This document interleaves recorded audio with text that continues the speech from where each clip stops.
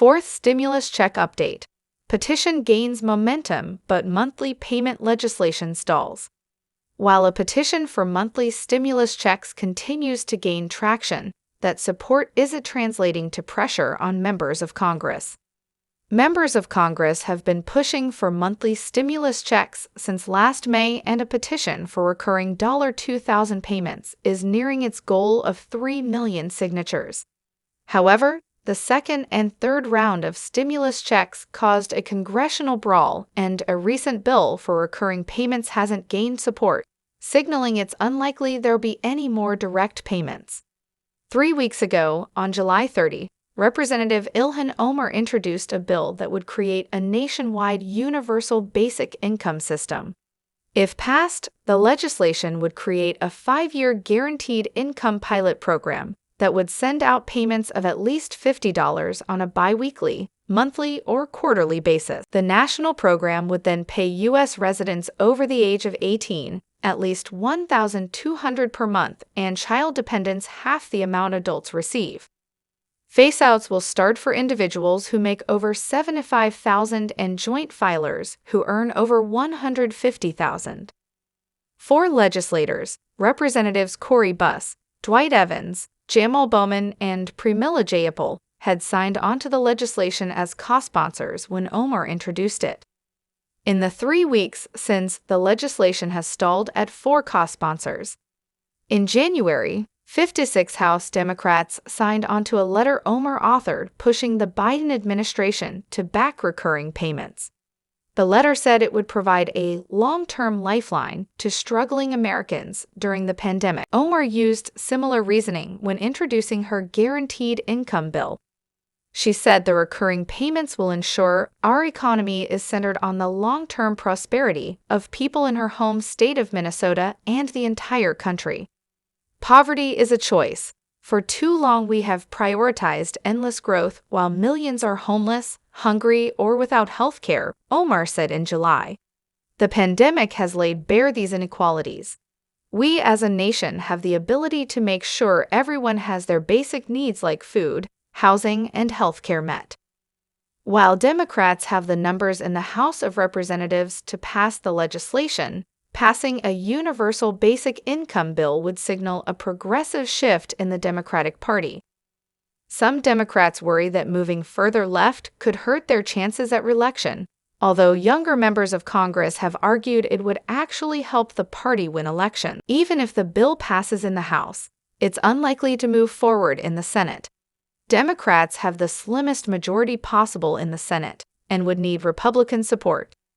Despite the unlikely nature that monthly checks become a reality, a petition Stephanie Bonin, a Denver restaurant owner, started last year continues to gather signatures. It's seen an uptick in signatures over the past few months and is only 170,000 signatures away from its goal of 3 million, at which point it will become one of the most signed petitions on the Change.org website. Bonin told media that she hasn't identified exactly why or how the petition gets more signatures and is surprised that it garnered more support than another petition to make the expanded child tax credit permanent. Carrie Trobler's petition to make the expanded child tax credit permanent has only gathered 54,000 signatures, which was shocking to Bonin because it's more likely to happen than monthly stimulus checks. Biden backed making the expanded child tax credit permanent, so families could continue to see monthly payments of $300 for children under 6 years old and $250 for each child between 6 and 17. Although not technically a monthly stimulus check, Bonin told Newsweek she considered it a victory because it's still money that's hitting Americans' pockets on a monthly basis. The petition was asking for money we can count on, Bonin said. We plan on X amount coming in for our paychecks and X amount going out for our bills, and that's what a monthly check stimulates. We need to plan for monthly security. Your wallet may get a little thicker next year thanks to Social Security's annual cost of living increase, or COLA. Every fall, the Social Security Administration determines whether to award a COLA increase depending on how much Americans are paying for specific goods or services. This year, its annual review could result in the biggest increase to Social Security income in over a decade. Read on to learn how Social Security decides how to award COLA increases and how big the increase to your income could be in 2022. Social Security COLA calculation. It used to take an act of Congress, literally, to increase Social Security income, but that changed in 1975 when Washington, D.C. gave the Social Security Administration a template for determining cost of living increases annually. The decision to award a COLA increase is based on the annual price change in various goods and services, using the Consumer Price Index for urban wage earners and clerical workers, or CPIW. Specifically, the monthly CPIW data for the third quarter of the current year are compared to the third quarter data from the most recent year in which a Social Security increase was awarded. For example, if an increase wasn't awarded last year, but it was awarded 2 years ago, then the current year's third quarter CPIW would be compared to the third quarter numbers from 2 years ago. If the third quarter CPIW has increased over the comparison period, then Social Security income is increased by the exact amount of the change in CPIW. If the CPIW is equal to or lower than the comparison period, then Social Security income is left unchanged. For instance, the CPIW in the third quarter of 2020 was 1.3% above the CPIW in the third quarter of 2019, so Social Security recipients saw their income increase 1.3% for 2021. Will there be a COLA increase in 2022? Since the Social Security Administration uses third quarter CPIW, we won't know for sure if there will be a COLA increase until September's CPIW is reported in October. Nevertheless, the CPIW that's been reported so far in 2022 is encouraging. CPIW has increased this year at its fastest rate since 2008, and inflation suggests Social Security recipients could be about to nab their largest pay raise in nearly 30 years. Through July, the average CPIW over the past 3 months is 5.9% higher than the same period in 2020. If this was third quarter data, then Social Security recipients would be in store to pocket a corresponding 5.9% increase to their benefits in 2022. For perspective, the average Social Security increase over the past 5 years has been just 1.6%. And you have to go all the way back to 1982, when a 7.4% increase was awarded, to find one that's bigger than 5.9%. Don't spend it all yet, though the rebound in inflation this year could moderate over the next 2 months if increasing concern over the COVID Delta variant taps the brakes on consumer spending. It's unlikely inflation will slow so dramatically it eliminates the possibility for a COLA increase next year, but anything can happen.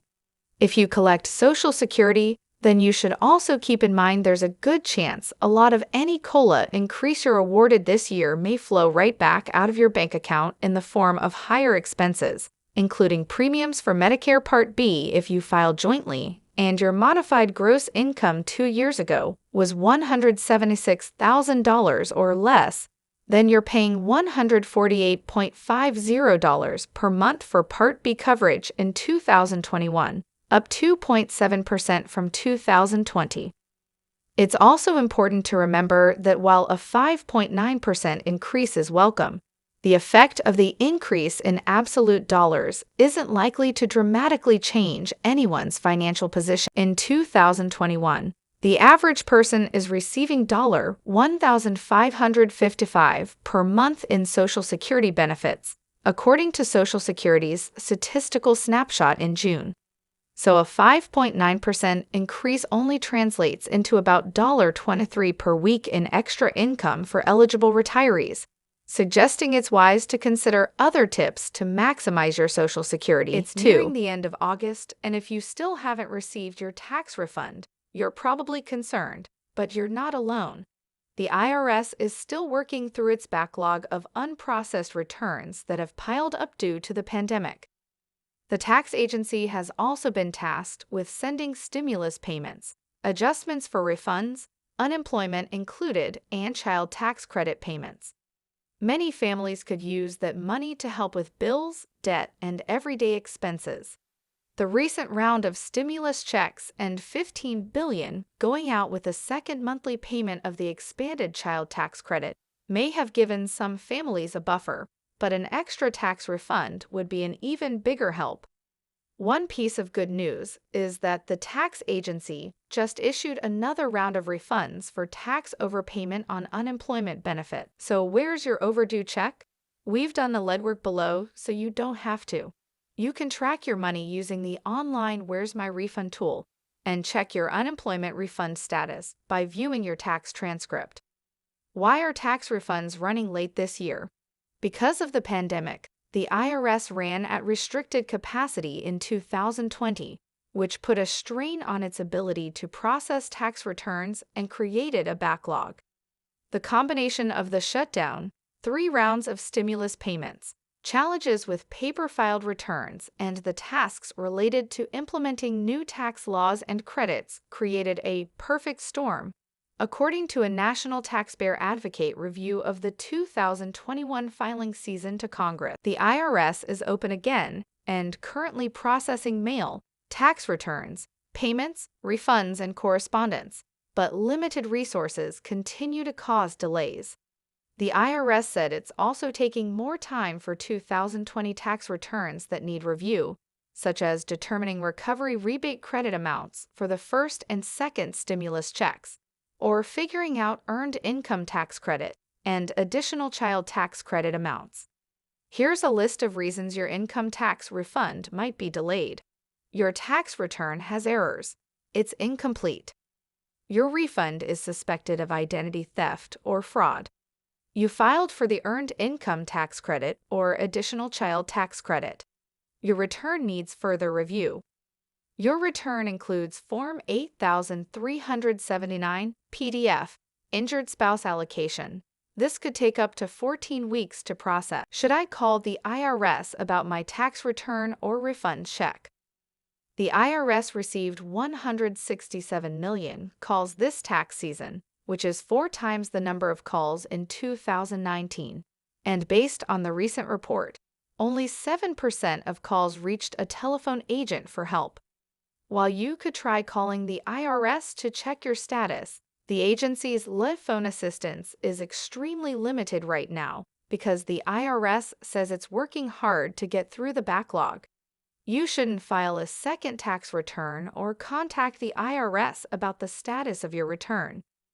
Even though the chances of getting live assistance are slim, the IRS says you should only call if it's been 21 days or more since you filed your taxes online, or if the Where's My Refund tool tells you to contact the IRS. Here's the number to call: 800-829-1040. Thanks for watching. Stay tuned for more news and updates. Don't forget to subscribe to our channel.